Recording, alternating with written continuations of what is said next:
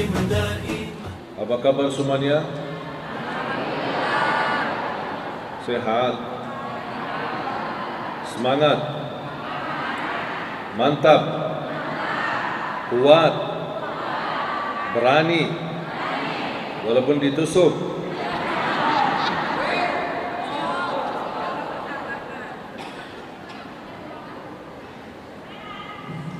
Alhamdulillah sehat walafiat.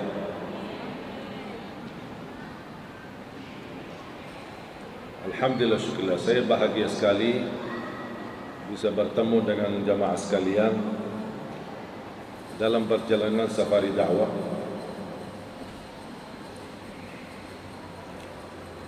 Alhamdulillah, kita masih terus melanjutkan perjuangan untuk mencetak 1 juta menghafal Al-Quran. Dan Alhamdulillah, program ini sudah jalan, bukan baru mau jalan. Bahkan Alhamdulillah, 4 tahun terakhir peningkatan perhatian, peningkatan belajaran Al-Quran, bahkan peningkatan hafalan Al-Quran sangat luar biasa, meningkat. Semua pada naik, harga pajak naik, BBM naik, tol naik, dan juga pun penghafal Al-Quran bertambah banyak. Ya, harus kita lihat yang positif.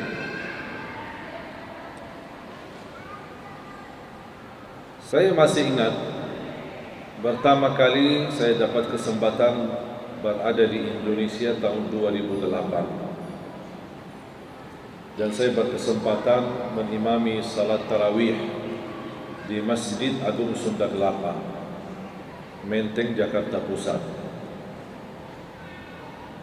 Jujur saja tidak duga bisa betah atau tinggal di Indonesia. Ya, mungkin jalani tugas, habis tarawih pulang ke Madinah, mudik. Bapak Ibu mudik kan Lebaran, saya juga mudik pulang ke Madinah.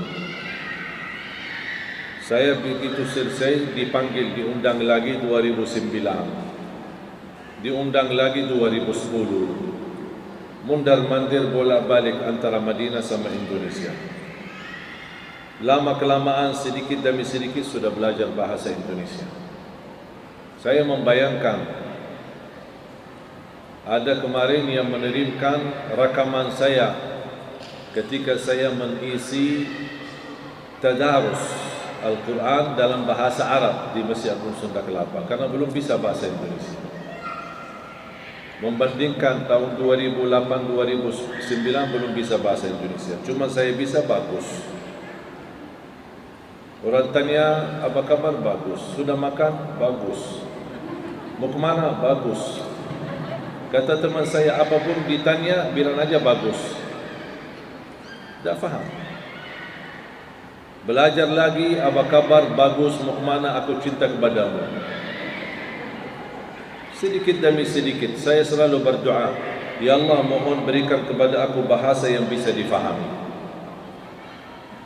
Ada seorang teman dari Madinah, ketika saya bertemu, kata beliau sama saya, luar biasa, saya lebih lama, hampir 25 tahun di Indonesia, tapi kalau dibandingkan bahasa saya sama antum, jauh beda. Saya masih kaku dalam bahasa Indonesia, padahal saya lebih lama 25 tahun. Saya selalu berdoa, ya Allah, aku mohon diberikan kemudahan bahasa Indonesia yang bisa difahami, agar saya bisa menyampaikan pesan-pesan Islam. Pertanyaan saya, Bapak Ibu, faham gak bahasa saya? Berarti Alhamdulillah doa saya sudah dikabul oleh Allah. Makanya saya yakini, di antara doaku yang saya yakini, ya Allah, aku mohon jangan cabut nyawa saya sampai menjadi kenyataan dan terwujud 1 juta penghafal Al-Quran untuk Indonesia. Indonesia dikenal negara terbesar penduduk Islam. Insya Allah tunggu kami akan berjuangkan menjadikan Indonesia negara terbesar para penghafal Al-Quran sedunia. Apalagi kemarin pas saya dapat ujian dan ditusuk, saya meningkatkan lagi doa itu, memperbanyak lagi. Ya Allah jangan dulu, ya Allah jangan dulu, dah boleh mati, dah apa-apa ditusuk tapi dah boleh mati. Ya Allah tolong ya Allah, jangan dah boleh mati dulu sampai tuntas tugas ini. Kalau sudah selesai tugasku ya Allah, dah apa-apa cabut nyawaku. Makanya kami tidak mengenal lelah, capek. Allah izinkan dapat ujian, panitia mengantarkan saya ke hotel. Habis dirawat di rumah sakit, dia bilang, buat apa diantar ke hotel? Istirahat. Enggak, kan masih ada 2 acara, habis maghrib sama habis isya. Ayo lanjut istirahat. Ini kan luka, bekas ini masih hangat, darahnya masih baru jahit. Tidak apa-apa, istirahatku di surga bukan di dunia. Lebih baik saya mati berdakwah daripada mati di hotel. Kalau memang fisik saya tidak memungkinkan, bisa mengakibatkan sakit parah, tidak apa-apa. Lebih baik parah saya berdakwah, sakit, jatuh, mati, daripada saya mati di hotel. Tidak ada istirahat di dunia, tidak ada istirahat. Dan tidur pun di malam hari sebenarnya bukan buat istirahat, hanya untuk menambah sinergi biar untuk bangun kembali beraktivitas, bukan untuk istirahat. Laqad khalaqnal insana fi kabad. Kami ciptakan manusia, kata Allah, fi kabad, kerja, tidak boleh henti, tidak boleh berhenti. Ibadah, cari dunia, cari akhirat, cari ridha Allah, cari ridha orang tua, cari kekayaan dunia dan pula kekayaan akhirat. Kita harus bekerja keras. Tidak boleh kita lemas, kita tidak boleh malas. Dan kalau kita buka sejarah, yang membuat kemenangan umat Islam adalah pemuda-pemuda yang berani dan maju, bukan pemuda yang malas. Dan yang menjatuhkan Andalusia, kalau buka sejarah Andalusia, tahu kan Andalusia yang sekarang jadi Spanyol? Silahkan buka sejarahnya. Kapan bisa jatuh negara Islam di Andalusia itu dan dirubah menjadi Spanyol? Ketika sudah umat Islam tidak mau bekerja lagi untuk Islam, tidak mau bersatu untuk Islam, menjauh dari masjid, menjauh dari Quran, menjauh dari dakwah, dan sibuk hanya bacaran dan urusan dunia. Disitulah terjatuh kelemahan umat Islam, mudah didatangi oleh musuh. Bapak Ibu harus fahami, musuh Islam, musuh Al-Quran, orang munafik yang tidak suka dakwah, itu mereka bekerja keras, habiskan tenaga, habiskan waktu, habiskan harta untuk menghancurkan Islam. Kita harus juga sama, kerja keras, habiskan tenaga, habiskan waktu, habiskan harta, tapi bukan tujuannya untuk menghancurkan musuh. Kita tidak ada urusan sama musuh, tapi kita bekerja keras untuk membangkitkan Islam. Kalau mereka ingin menghancurkan Islam, kita ingin mengajak mereka masuk kepada keadilan dan rahmatan lil alamin. Beda niat. Tak usah kita tanamkan permusuhan.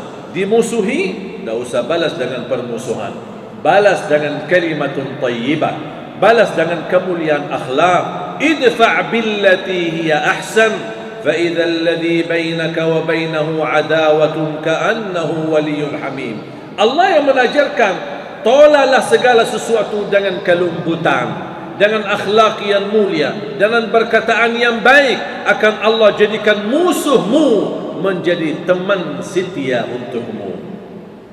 Allah yang berkata, bukan saya. Tinggal hanya saya mengamalkan apa yang dikatakan oleh Allah, berusaha meniru akhlak Nabi Muhammad sallallahu alaihi wasallam.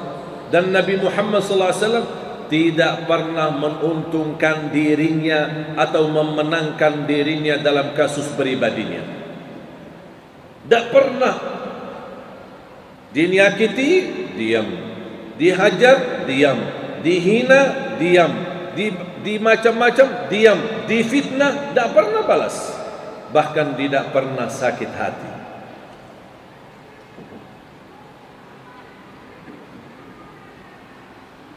Nabi kita Nabi Muhammad, Nabi yang paling mulia akhlaknya. Orang Barat, pemuda-pemudi di Barat, masing-masing memiliki idola, figur yang mereka suka tonton, yang mereka suka ikuti, cara makannya, cara pakaiannya, gaya hidupnya. Kita juga punya idola, punya imam, punya figur, punya pemimpin, punya contoh yang tersempurna dan terbaik, Nabi Muhammad. Kenapa kita tidak meniru dia? Tiru akhlaknya, tiru sikapnya, tiru perilakunya, tirulah ibadahnya, bagaimana cara berpakaian, bagaimana cara bersikap, bagaimana cara ketika menghadap musuh, bagaimana sesama tetangganya, bagaimana bersama istrinya. Yang termulia akhlaknya kaum laki-laki adalah yang termulia akhlaknya sama istrinya. Itu kata Rasul sallallahu alaihi wasallam. Makanya kalau ingin tahu tanda akhlak seorang, tanya istrinya. Jangan tanya orang lain. Jangan tanya orang yang baru ketemu sekali. Wih, Syekh Ali Jabir luar biasa.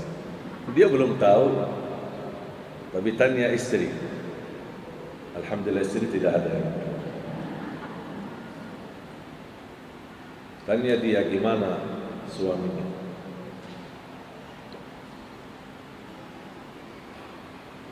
Kalau kita mampu meniru akhlak Nabi Muhammad, wallahi nikmat.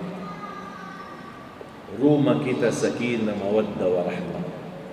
Hidup kita tenang. Kemanapun kita pergi tidak ada kekhawatiran. Nabi Muhammad. Cukup yang memuji akhlak Nabi Muhammad adalah Allah. Wa innaka la'ala khuluqin 'azim. Engkau ya Muhammad memiliki akhlak yang sangat agung. Kata siapa? Allah. Kepada siapa? Nabi Muhammad. Akhlak yang sangat agung. Tak ada kalimat yang lebih tinggi daripada kita.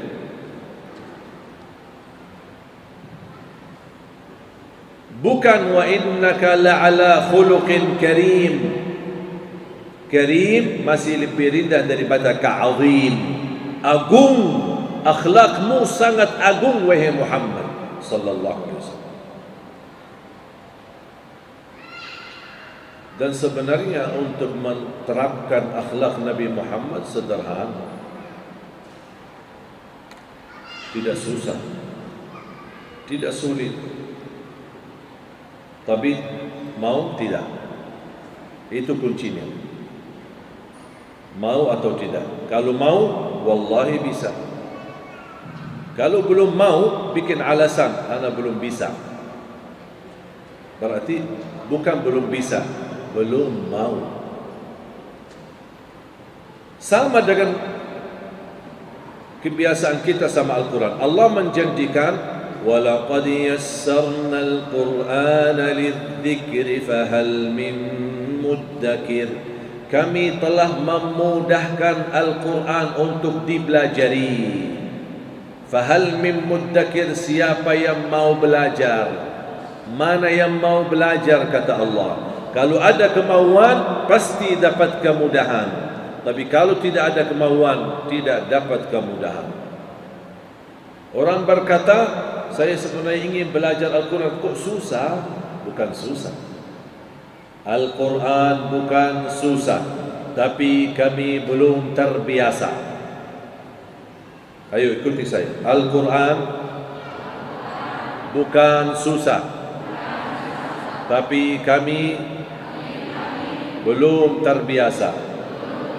Memang karena belum terbiasa aja membuat kita merasa susah Al-Quran. Padahal Al-Quran tidak susah.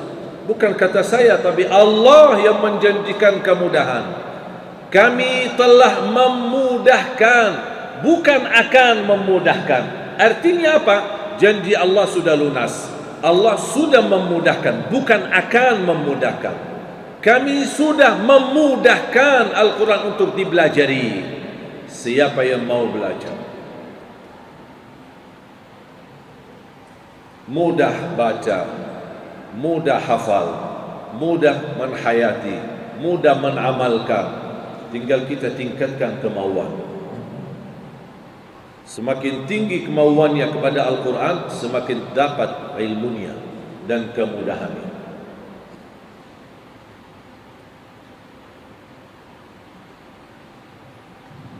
Dan kalau orang ingin menghafal atau belajar Al-Quran, jangan yang dikejar hafalannya, tapi tingkatkan bacaannya.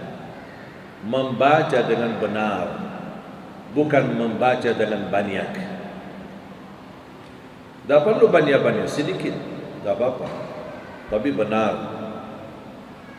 Bahkan berita gembira, bukan hanya orang yang mendapatkan pahala, orang yang membaca, tapi juga orang yang mendengar Al-Quran dapat pula pahalanya.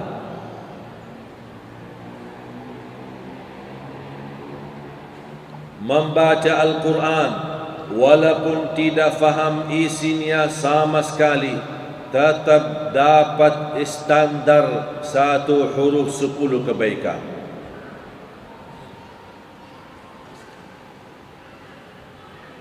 Tetap dapat 10 kebaikan walaupun tidak faham sama sekali. Ada orang tanya, boleh enggak saya baca Al-Quran tanpa terjemahannya? Tidak membaca terjemahan sama sekali, hanya baca tilawatul Quran, bacaan. Boleh tidak? Walaupun saya tidak faham sama sekali. Saya jawab, boleh.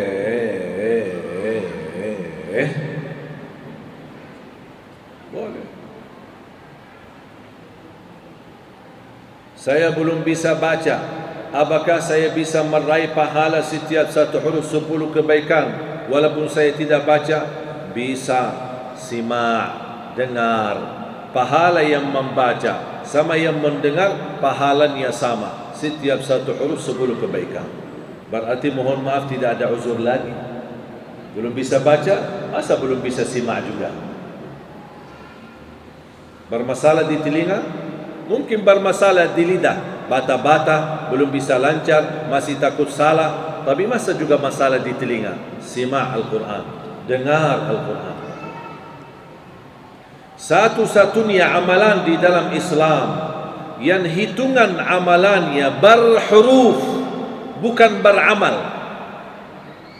Satu-satunya ibadah yang hitungan ibadahnya berhuruf adalah Al-Quran. Dan tidak ada kitab seperti Al-Quran.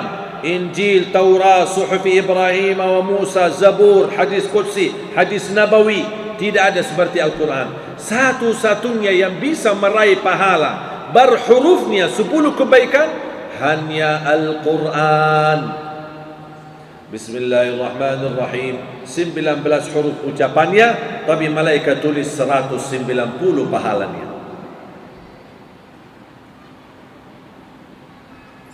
Menurut saya itu promo dari Allah. Kalau ada promo, beli barang ini 1 dapat 1 gratis, mau enggak kita manfaatkan? Mau enggak? Allah kasih promo. Allah tahu manusia suka promo, makanya Allah tawarkan promonya. Baca 1 huruf Quran dapat 10 kebaikan. Apa berita gembira bagi orang yang berbata-bata dalam membaca? Rasulullah sallallahu alaihi wasallam bersabda di hadis yang sahih, "Walladhi yaqra'ul Qur'ana wa yatata'ta'u fihi wa huwa alaihi syaq lahu ajran." Barang siapa yang membaca Al-Quran dan berbatah-batah dalam bacaannya sampai kesulitan saat dia membaca, berat, dia merasa berat, tapi terus dia belajar, terus dia baca, kata Rasulullah, dia mendapatkan 2 pahala. Itu di luar 10 kali lipat setiap huruf, dia dapat 2 pahala. 1 karena dia mau baca Quran, yang kedua kesulitan dan keberatan yang dia hadapi dalam membaca, Allah hargai, Allah kasih pahala. Tidak ada yang rugi sama Al-Quran. Tidak ada ruginya.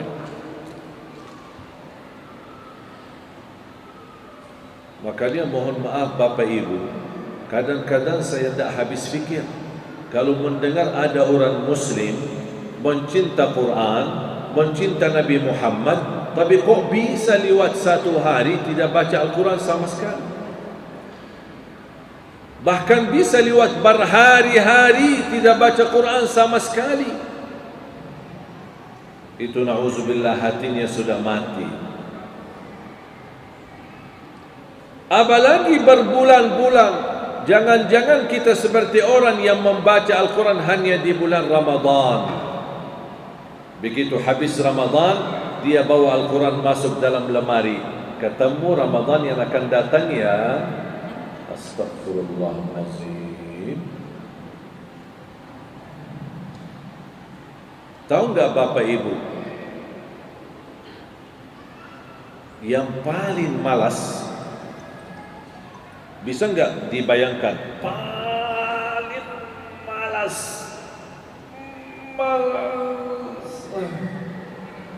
malas. Dianjurkan 1 juz setiap hari.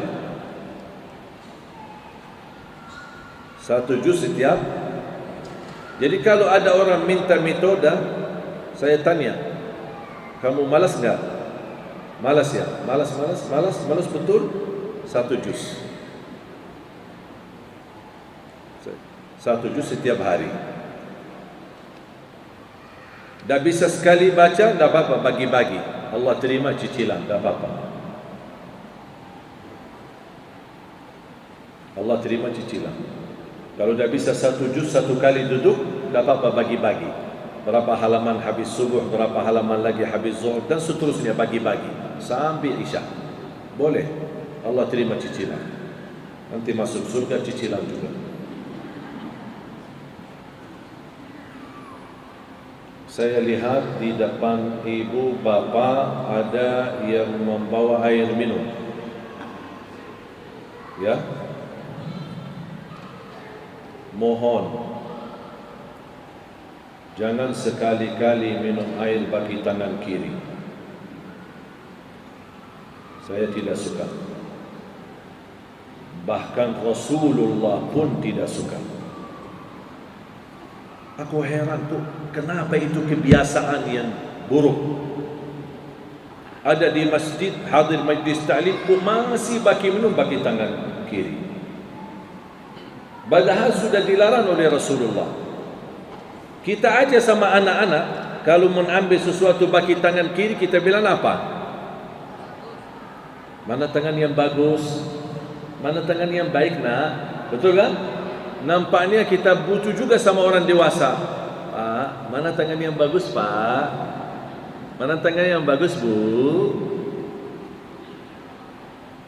Kebiasaan ini tolong dirubahkan. Supaya tidak salah langkah, taruh posisi botolnya di sebelah kanan. Kalau di sebelah kanan botolnya, tak mungkin ambil bagi kiri. Pasti ambil pakai tangan. Buka botol pakai kiri, baru minum. Buka tutupnya, betul? Tapi kalau botolnya di posisi kiri,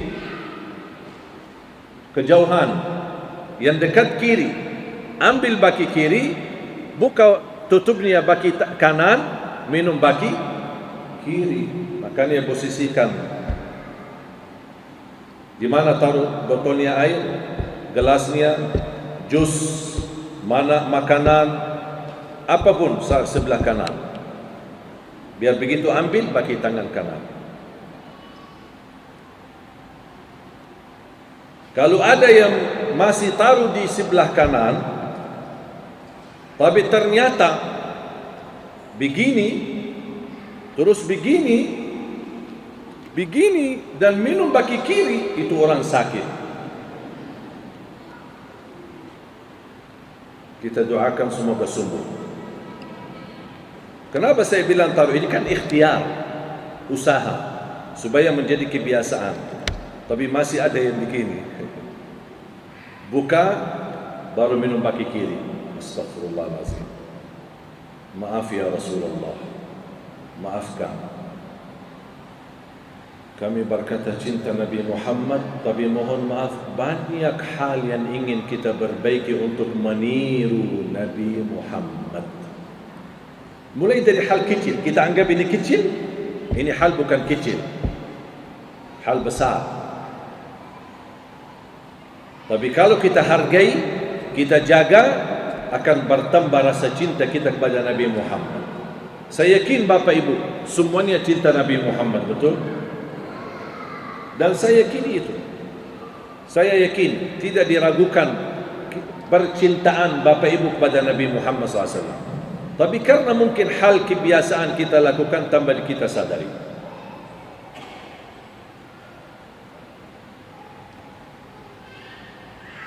Bapak Ibu, mau enggak saya bantu kontak batin sama Rasulullah? Mau? Buat apa? Mau apa? Rasulullah sallallahu alaihi wasallam sudah wafat 1400 tahun lalu. Tapi bagi saya Rasulullah hidup di hati saya. Rasulullah hidup di fikiran saya. Rasulullah hidup di dalam nyawa saya. Rasulullah hidup di depan mata saya. Bisa enggak itu dirasakan? Bisa? Rasul sudah wafat. Berapa lama? 1400 tahun. Tapi bagi saya, Rasulullah ada. Kenapa saya bilang Rasulullah ada? Karena kalau saya berpakaian, saya meniru Nabi Muhammad.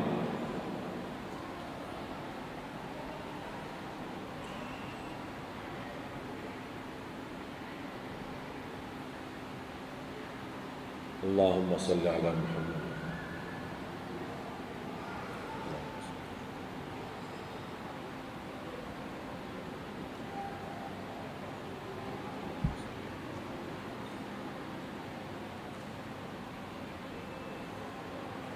Kalau Rasulullah sallallahu alaihi wasallam berpakaian, masukkan tangan kanannya dulu, baru yang kiri.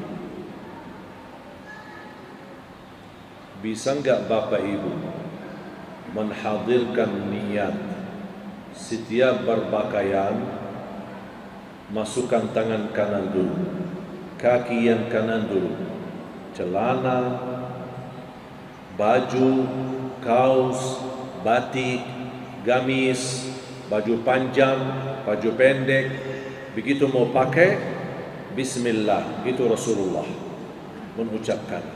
Berpakaian, Bismillah. Kemudian masukin tangan kanan dan baru yang kiri. Kenapa kita lakukan itu? Bukan karena itu baik, bukan karena itu sunnah, bukan karena itu dianjurkan, tapi saya melakukan itu karena ingin meniru Nabi Muhammad. Begitu lepas bajunya, yang keluar duluan adalah yang kiri. Lepas celananya yang keluar yang kiri. Sama ketika pakai sandal, sepatu, masukin kaki yang kanan, baru yang kiri. Begitu mau lepas, yang kiri duluan, baru yang kanan. Faham? Masuk masjid, mana yang duluan? Apaan yang kanan? Kaki.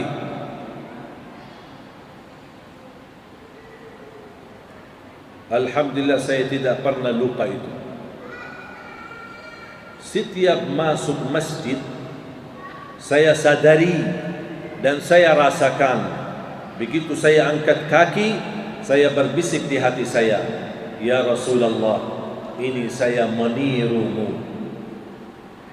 Baru masukin kaki yang kanan. Wallahi nikmat, akan terasa keindahannya luar biasa. Begitu saya keluar dari masjid, saya ingat Rasulullah suka dahulu kaki yang kiri. Ya Rasulullah, ini saya menirumu. Saya keluarkan yang kiri. Mandi, di bawah shower, atau kadang-kadang dimandiin sama istri saya. Saya suka mandi bareng sama istri.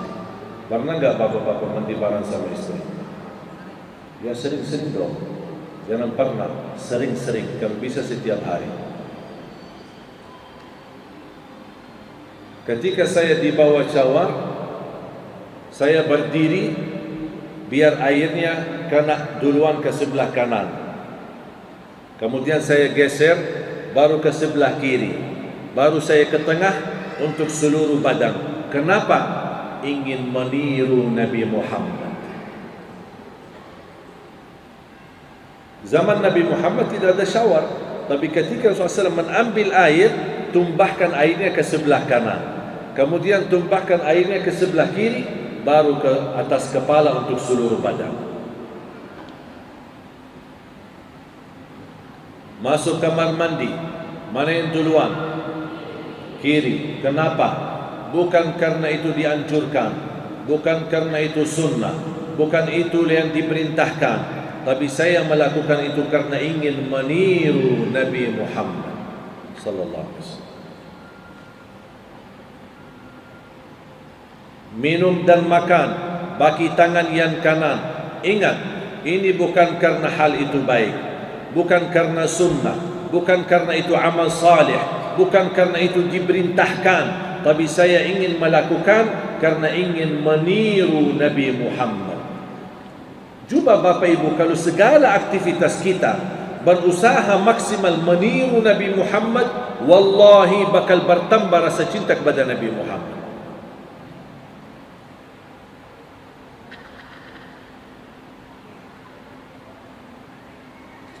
Bagaimana Rasul suka berbagi, bagaimana Rasul suka bersedekah, bagaimana Rasul menjadi orang dermawan, bagaimana Rasul sama anak yatim, bagaimana Rasulullah SAW bersama tetangga yang muslim maupun non-muslim. Perlu kita belajar itu. Dan kita tidak perlu dakwahi orang lain, kita hanya meniru akhlak Nabi Muhammad, itu sudah dakwah. Membuat orang lain pasti suka Islam. Hanya kita cukup meniru akhlak Nabi Muhammad sallallahu alaihi wasallam. Anak-anak kita yang masih kecil sudah biasa mengambil baki kiri atau minum baki kiri, atau mau kita kasih sesuatu dia nunjukkan tangan yang kiri, ajari. Biasanya kita selama ini bilang apa? Mana tangan yang bagus nak? Mana tangan yang kanan nak? Betul lah? Boleh enggak mulai hari ini kita rubah kata itu? Terus kita ganti dengan apa? Ketika anak kita mau ambil sesuatu baki kiri, kita kasih tahu mana tangan yang disukai Nabi Muhammad, mana tangan yang dicintai Nabi Muhammad. Supaya apa? Anak kita dari kecil dia belajar apapun yang dia lakukan adalah meniru Nabi Muhammad, walaupun karena dia masih kecil tidak tahu apa itu Nabi Muhammad. Tak apa-apa. Tapi nanti dia akan semakin besar, semakin dewasa, dia akan sadar diri. Oh, ternyata dari masa kecil saya selalu saya tiru. Oh, ternyata itu Nabi kita. Supaya mereka dari kecil, anak-anak kita tertanam dari kecil cinta Nabi Muhammad sallallahu alaihi wasallam. Sekarang mohon maaf, anak-anak kita cinta apa? Cari baju bola yang ada nama Messi, cari apa yang ada Cristiano Ronaldo, berpakaian apa macam-macam. Saya pun ketika bersama anak saya mau pakai sepatu, anak saya yang paling kecil 1 tahun 7 bulan, namanya Ghaif, sini. Namanya anak-anak kadang-kadang dia maju kaki yang kiri. Saya bilang, mana yang kanan yang dicintai Nabi Muhammad? Muhammad? Itu masih kecil. Tak apa-apa, masih kecil. Dia dah tahu apa itu Nabi Muhammad.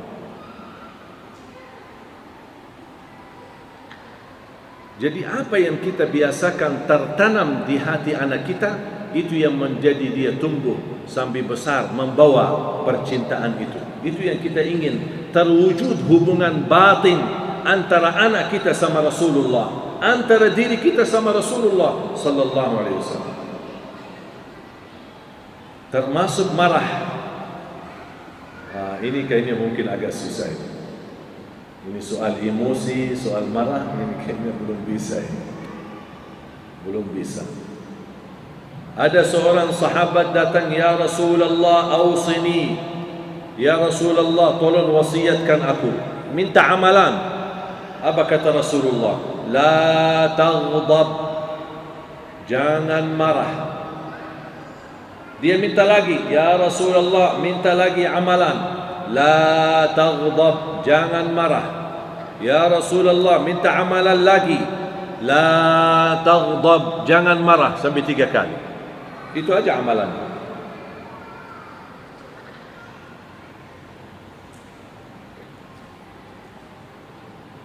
Dan mohon maaf, teruji akhlak seorang mulia akhlaknya atau tidak ketika tertekan dengan ujian.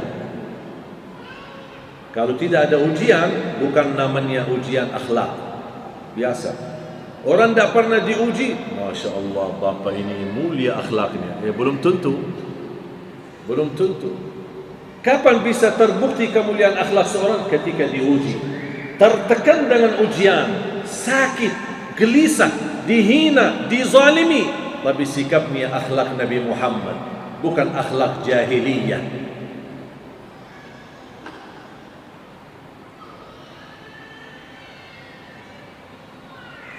Saya pernah di musim haji, salah satu tahun pas haji pertama kali aktifkan kereta antara Masyair, Mina, Arafah, Muzdalifah. Dulu belum ada kereta itu. Kereta di dalam tanah suci di Masyair saja, bukan untuk keluar kota. Dan namanya kereta baru, pasti jamaah penasaran untuk beribut-beribut untuk naik ke kereta. Saya bergabung dengan jamaah, tapi ternyata tidak teratur antri dan mereka berdesak-desakan. Akhirnya orang yang di belakang saya desak saya. Saya otomatis terpaksa jatuh ke depan. Orang yang di depan saya juga ikut jatuh. Begitu orang yang di depan saya bangun, malah dia lihat ke saya dan dia marah dan dia melafazkan haywan, anjing lo. Begitu dia sebut kalimat anjing kepada saya bilang, anjing yang mana ya? Yang mana anjingnya? Karena dia bilang anjing, kan saya Ali Jabir, bukan anjing. Sudah selesai masalah. Kenapa kok dibebankan fikirannya? Kalau dia bilang anjing, kita balik, anjing lo dan ayah kamu juga dan keluarga kamu juga sampai 7 keturunan semuanya anjing. Apaan kok marah banget? Dia kan bilang anjing, kita manusia bukan anjing. Berarti yang dia maksud siapa? Anjing, bukan kita. Kenapa ambil di hati? Pas begitu saya lihat, anjingnya mana? Anjingnya mana? Dia malah ketawa. Akhirnya jadi sahabat. Sampai dia minta maaf, saya sebenarnya emosi tadi, maaf. Tak perlu minta maaf saya. Bapa tidak salah sama saya, bapa salah sama anjing. Santai, tak perlu difikirkan, tak perlu diambil hati. Keluar satu hari, dan ini bapak ibu, bukan mohon maaf, bukan karena Ali Jabir hebat. Saya bukan orang hebat, tapi saya dari dulu belajar, berusaha maksimal meniru akhlak Nabi Muhammad. Itu saja. Saya ada tekad tinggi, azam, sungguh-sungguh untuk meniru akhlak Nabi Muhammad dan selalu memohon kepada Allah. Allah kasih karunia, kemudahan, jadi mudah, enak, santai, lancar, tidak pernah terbeban dengan fikiran. Keluar dari masjid salat subuh, kira-kira 4 atau 5 tahun lalu. Saya waktu itu bawa mobil Innova. Mobil Innova pun saya dapat hadiah dari jamaah. Masih baru Innova. Itu 5 tahun atau 4 tahun yang lalu. Habis saya keluar dari masjid, habis salat subuh, keluar ke parkiran, hilang mobil saya. Mobilnya mana? Saya tidak pernah menyangka mobil saya dicuri. Di depan mobil ada teras dan satpam lagi tidur. Begitu saya bangunin satpam, "Pak, mobilnya mana?" Nggak tahu ya. Datang orang dari dalam, kasih tahu saya, ternyata ada kamera CCTV, dan beliau kasih tahu ada 4 orang datang, bongkar mobilnya dan bawa mobilnya lari. Terus satpam ketiduran, tidak dengar apa-apa. Masya Allah, tidurnya khusyuk. Begitu sudah dipastikan mobilnya hilang dan dicuri, satpam datang minta maaf sama saya. Saya bilang, bukan salah kamu, Allah yang takdirkan, bukan kamu yang salah. Allah tidak pernah mentakdirkan sesuatu karena kita yang salah. Allah mentakdirkan tanpa alasan. Allah sudah takdirkan, kita terima takdir.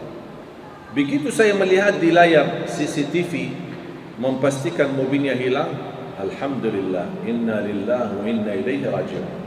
Itu yang kalimat saya belajar. Apapun musibah yang saya hadapi, alhamdulillah dulu. Biasa di Indonesia apa?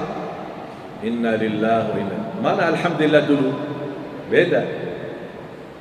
Kita dengar dari masjid-masjid pengumuman, inna lillahi wa inna ilaihi raji'un, inna lillahi wa inna ilaihi raji'un, inna lillahi wa inna ilaihi raji'un. Telah berpulang ke rahmatullah fulan bin fulan atau fulana binti fulan. Betul? Mana ucapan alhamdu dulu? Kenapa alhamdu? Karena alhamdu memiliki makna berbeda di saat ujian. Artinya, ya Allah, ini ujian darimu, saya masih ikhlas memujimu. Alhamdulillah. Dan mohon maaf, hal ini tidak mudah. Artinya, perlu kita tekad tinggi dan kemauan. Sebelum bersikap apa-apa di saat musibah, belajar ucapkan alhamdulillah. Saya ditelepon istri sambil nangis-nangis. Tiba-tiba anak-anak kepanasan, panas demam, kedinginan, sampai keringat. Saya diam. Habis dia diam, kok kamu tak bicara apa-apa? Alhamdulillah. Inna lillahi wa inna ilaihi raji'un. Kok alhamdulillah? Ya alhamdulillah. Bukan alhamdulillah karena anak kita sakit, tapi alhamdulillah karena itu ujian dari Allah. Telepon, listrik mati, tak ada yang urus. Alhamdulillah, inna lillahi wa inna ilaihi raji'un. InsyaAllah sebentar saya urus. Santai aja. Karena amarahan kita, emosi kita tidak akan menyalakan lampu lagi. Kalau bisa nyala lampu, saya mau marah. Apaan kau dimatiin lampunya padahal baru kita bayar ini, gimana PLN-nya tak jelas. Tapi nyala enggak lampunya? Tak nyala. Kalau bisa nyala, saya mau marah. Berarti amarahan kita sebenarnya tidak merubah takdir. Makanya jangan marah. Kalau merubah takdir apa-apa. Tenang, akhlak mulia terhadap ujian, itu pun tidak akan merubah takdir, tapi menjaminkan pahala sempurna, kenaikan darajat dan Allah ridha. Tapi kalau marah, takdir tetap tidak berubah, rugi pahala, Allah murka, dan kita direndahkan darajat kita di sisi Allah. Tinggal kita milih mau yang mana. Alhamdulillah, inna lillahi wa inna ilaihi raji'un. Alhamdulillah, inna lillahi wa inna ilaihi raji'un. Allahumma ajirni fi musibati wa khuluf li khairan minha. Ya Allah, berikan kebaikan pahala dari musibah itu dan ganti yang lebih baik. Sambil saya melihat di layar TV 4 orang yang datang curi mobil saya. Habis itu saya ingat, ya Allah, saya doa, ya Allah, kalau orang yang maling ini, yang mencuri mobil ini, karena ternyata betul-betul dia lagi susah untuk kebutuhan keluarganya, untuk kebutuhan orang tuanya, atau kebutuhan untuk dirinya, ya Allah, jadikan mobil itu mencukupi kebutuhannya dan saya ikhlaskan. Tapi ya Allah, seandainya maling ini maling istiqomah, ya Allah, bukakan pintu taubat dan jadikan perilaku ini menjadi terakhir dan ampunilah dosanya. Beberapa hari kemudian saya terima telepon dari Metro Jaya, polisi Metro Jaya. Sudah ditangkap orangnya. Dan sesuai laporan dari polisi, ketika ditangkap ditemukan ada 35 mobil yang berhasil dicuri. Ternyata maling istiqomah. Ditanya sama polisi, mana mobil Syekh Ali Jabir? Saya jual. Terus uangnya mana? Saya sedekahin. Kok sedekahin sih? Begitu saya tahu itu mobil Syekh Ali Jabir, saya malu, takut kualat, makanya saya sedekahin. Saya bilang subhanallah, maling tapi saleh. Saya minta izin sama polisi di Jakarta, boleh enggak saya dipertemukan? Boleh, saya datang bertemu. Sambil mereka belum saya minta maaf, tidak ada urusan sama saya. Kalau saya sudah serahkan kepada Allah. Kalau kamu meminta maaf karena kesalahan itu bukan kepada saya, kamu bersalah kepada Allah, kamu minta maaf sama Allah. Hanya saya mampu mendoakan semoga Allah ampuni. Kalau sama saya tidak ada urusan. Saya hanya minta satu, jadilah orang yang baik dan buka pintu taubat. Allah akan ampuni semua kesalahanmu asal kamu jujur bertaubat. Sampai dia nangis, insya-Allah saya janji bertaubat. Polisi tanya, ada tuduhan? Ya, tuduh apa? Saya mau tuduh apa? Tidak ada. Allah Maha mengganti. Allah yang menggantikan. Sebelum saya terima berita mobil dipertemukan dan juga orang yang ditangkap, sebelum saya dapat berita itu, di dalam beberapa hari ke depan saya dapat berita Allah ganti 2 mobil. Yang hilang mobil Innova, tapi penggantinya CR-V Honda dan Honda BR-V. Subhanallah, lebih mahal lagi. Alhamdulillah. Santai aja Bapak Ibu. Mudah-mudahan bapak-bapak tidak ada yang kehilangan istri, ya. Santai aja. Belajar. Apapun ujian yang kita hadapi, jangan marah. Alhamdulillah. Jangan yang dikejar menjadikan target nilai manusia. Jangan peduli apa kata manusia. Dipuji itu nikmat dari Allah, dicaci maki itu ujian dari Allah. Itu sudah selesai. Yang menjadi targetmu adalah ridha Allah. Allah ridha, beres. Allah tidak ridha, berarti harus saya berjuangkan supaya Allah ridha.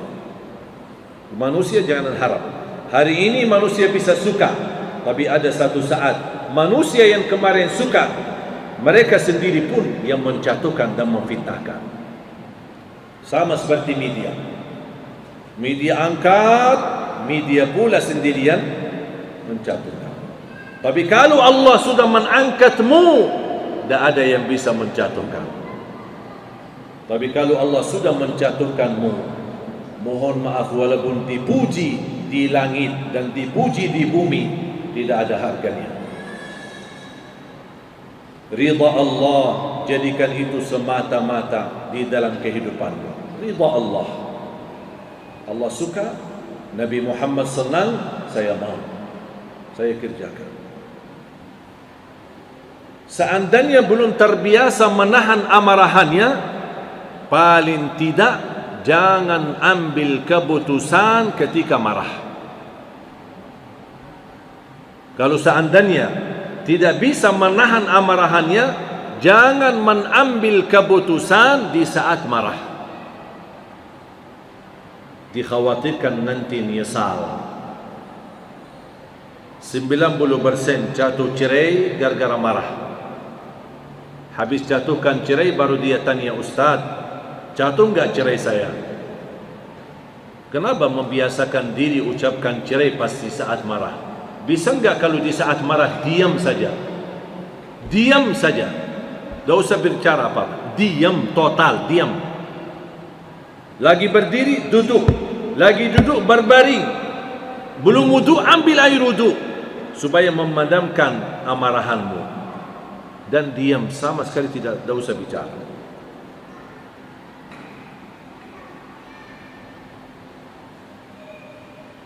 Kadang-kadang saya pulang, apalagi mendadak. Misal saya janji pulang habis maghrib, tapi pulangnya jam 10 malam. Jarang bawa HP. Kadang mati. Ada HP di mana saya tidak tahu. Tak pernah terlalu perhatikan HP. Pulang sudah malam. Disambut sama istri, istri marah. Katanya mau pulang habis maghrib. Ya mendadak ada jamaah minta mampir ke rumahnya silaturahim. Dan saya mampir mendoakan, kasihan ibunya sakit. Kenapa tak kasih tahu saya? Kenapa tak kabarin sebelumnya? Kenapa?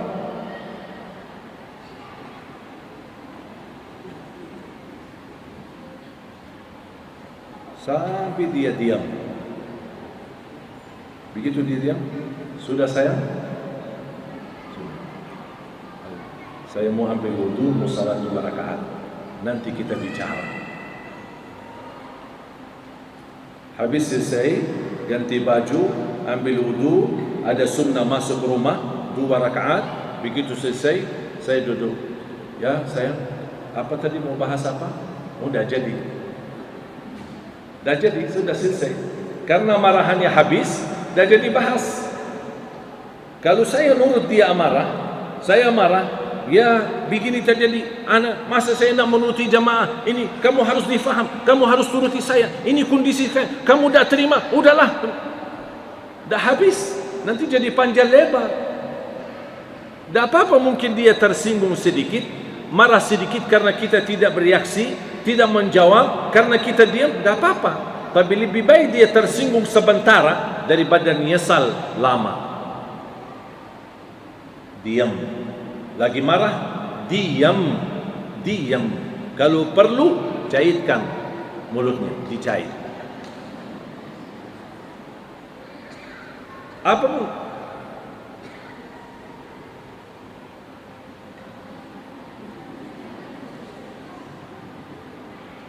Bisa enggak kira-kira? Bisa? InsyaAllah. Ada niat.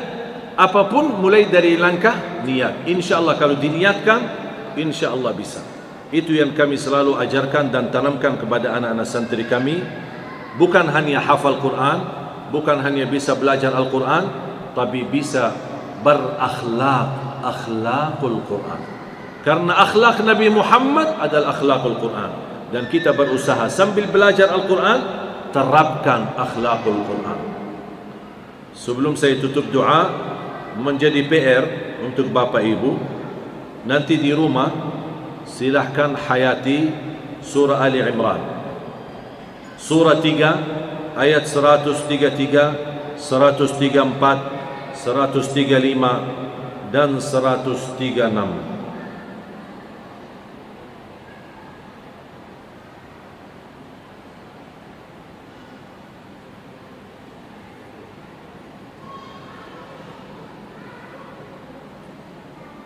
Atau boleh ditambahkan sampai 142, karena ini semua ada kaitannya. Dari 133 sampai 142. Surah apa? Surah Ali Imran, surah 3. Ini PR. Mau tahu rahasia tidak marah? Mau tahu apa yang harus saya amalkan supaya bisa menahan emosi, supaya saya bisa mengendalikan diri? Di situ amalannya. dari ayat Ali Imran surah 3 ayat 133 sampai 142. Mohon dibaca pelan-pelan, diajarkan, difahami, didalami, dibaca terjemahannya berkali-kali sampai meresap di hati dan meyakini kalau anda ingin meraih sifat muttaqin, orang yang muttaqin, yang bertakwa, di situ Allah jelaskan sifat-sifat mereka. Mudah-mudahan insyaAllah bermanfaat. Bisa? Saya kali ini saya cuma bacakan ayatnya. PR-nya untuk Bapak Ibu nanti pas kalau di rumah untuk membaca terjemahannya. A'udzu billahi minasyaitonir rajim. Bismillahirrahmanirrahim. وسارعوا إلى مغفرة من ربكم وجنة عرضها السماوات والأرض أعدت للمتقين الذين ينفقون في السراء والضراء والكاظمين الغيظ والعافين عن الناس والله يحب المحسنين والذين إذا فعلوا فاحشة أو ظلموا أنفسهم ذكروا الله فاستغفروا لذنوبهم ومن يغفر الذنوب إلا الله ولم يصروا على ما فعلوا وهم يعلمون أولئك جزاؤهم مغفرة من ربهم وجنات تجري من تحتها الأنهار خالدين فيها ونعم أجر العاملين قد خلت من قبلكم سنن فسيروا في الأرض فانظروا كيف كان عاقبة المكذبين هذا بيان للناس وهدى وموعظة للمتقين ولا تهنوا ولا تحزنوا وأنتم الأعلون إن كنتم مؤمنين إن يمسسكم قرح فقد مس القوم قرح مثله وتلك الأيام نداولها بين الناس وليعلم الله الذين آمنوا ويتخذ منكم شهداء والله لا يحب الظالمين وليمحص الله الذين آمنوا ويمحق الكافرين أم حسبتم أن تدخلوا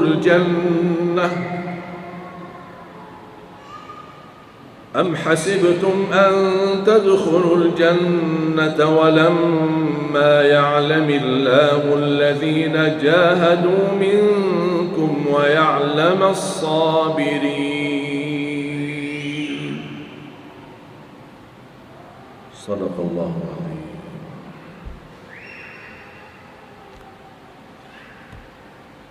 لا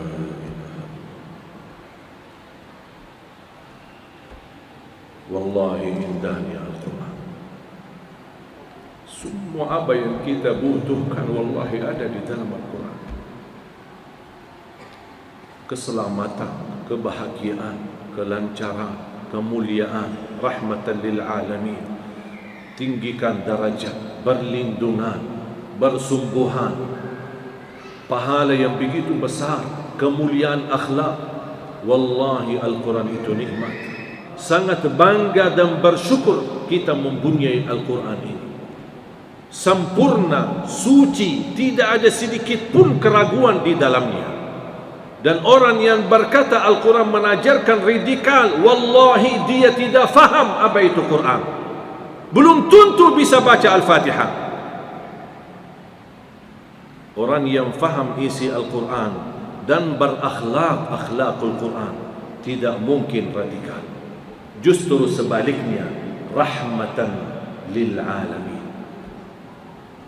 Mohon maaf, kalau bukan Al-Quran rahmatan lil alamin, berarti tidak ada rahmat lil alamin lagi. Sumber rahmatan lil alamin Al-Quran. dan sumber rahmatal alamin Nabi Muhammad sallallahu alaihi wasallam. Dan Nabi Muhammad, ketika Siti Aisyah ditanya bagaimana akhlak Nabi Muhammad, dia menjawab singkat, akhlak Nabi Muhammad adalah akhlakul Quran. Sudah selesai.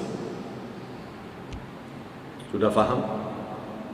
Mudah-mudahan Bapak Ibu semua dijadikan oleh Allah ahlul Quran, pencinta Al-Quran, berakhlak akhlakul Quran.